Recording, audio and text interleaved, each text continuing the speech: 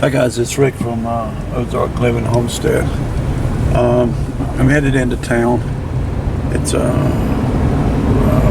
January, I think 19th. Yeah, January the 19th. It's about 11:30. I got a little late start, but I had to take care of the animals and stuff. But anyway, again, it's a very cold morning. It's not supposed to get, I think, above 25 today. Yesterday, I don't think it even got to 25. But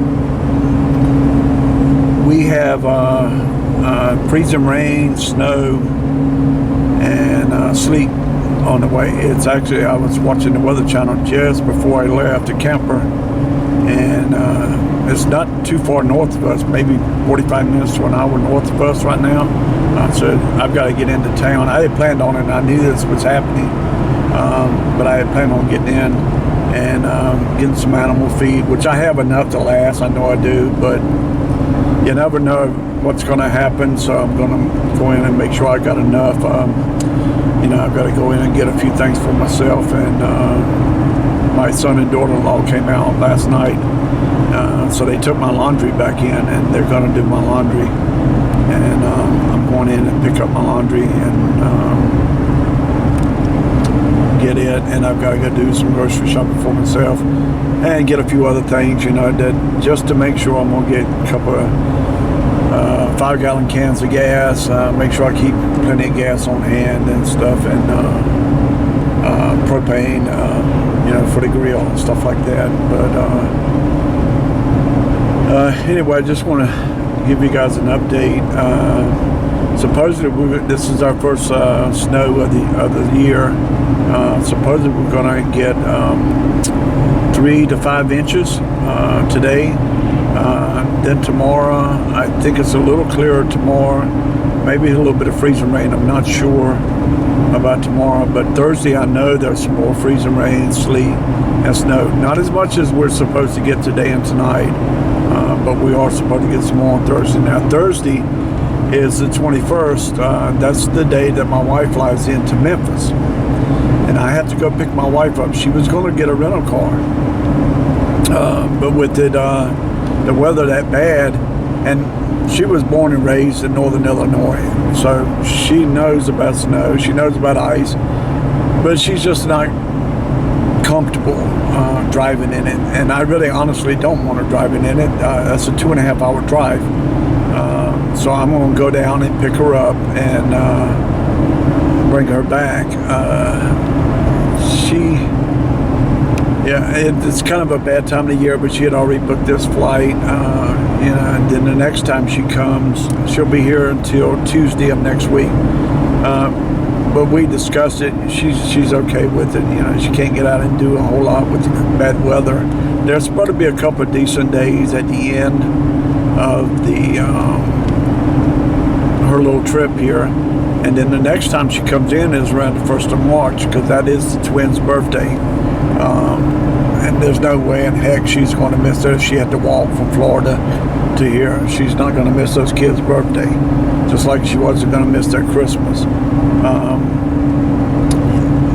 But anyway, guys, I'm going to get into town here, and I'll do a few more shots in town, and I'll get this posted up today or tomorrow, because I've got a lot of things to do. One of the things I'm going in to get, actually they have it, is that silcock that I was talking about, so I can actually get water. And right now, as it is, I have no water, because it's not that the line coming out of the well house is, it's fine, but once it comes out of the well house, it gets into the hose, it freezes up. Now, if I have that silcock on there, I got access to water right at the well house, so that there won't be a problem getting water every day, so I can water the chickens. Right now, as it is, I'm putting it in jugs, and I'm putting it in the old house there for the goats and for the chickens, and to make sure they have water. And it doesn't freeze up inside the house. Now, it gets very, very cold in there, but it doesn't freeze up. So right now it's doing okay, but I just want to make sure I always have access to water for them, even if I had to boil it or to take the ice or whatever and heat it up on the grill. They'd have water, so I'm gonna make sure they have water. But anyway, guys, I'll be back in just a couple seconds. All right, we're going down the hill now from where my son and his wife and kids live. I'm going to the feed store. Actually, the feed store is just on the other side of Dairy Queen there. So it's fairly close. In fact, there's the convenience store, gas station I get most of my gas at, where my son works at. He actually works right down the hill, so he doesn't even have to drive to work. He just walks up and down the hill, which he kind of complains about, but it's actually good for him. So, yeah, I'm going in and I'm gonna pick up that silcock and some chicken feed and some goat feed and stuff like that. Like I said, I'm just gonna stack up and make sure I got plenty of it and I don't run out. I'm always paranoid I won't have enough, and I run out, especially with the weather. You never know what's going to happen. The storm could get worse, and we get a lot more snow or a lot more ice and freezing rain. Who knows? But I know I have enough now to make it through this storm. But with what I'm going to get now, it's going to be even more than enough. So anyway, guys, I hate to bore you guys with this. I hope I'm not boring you guys with this. But anyway, I just thought I'd give you guys a shot of some of what I do and where I go and get my feed. And and a lot of supplies. This is the only farm. Well, no, there's a little small farm supply around. But this is the only big farm supply. But they pretty much have everything. I mean, you can even buy concrete here. So anyway, guys, I'm gonna go inside and get what I need and get out of here and talk to you guys in a little bit. Hey guys, I'm back.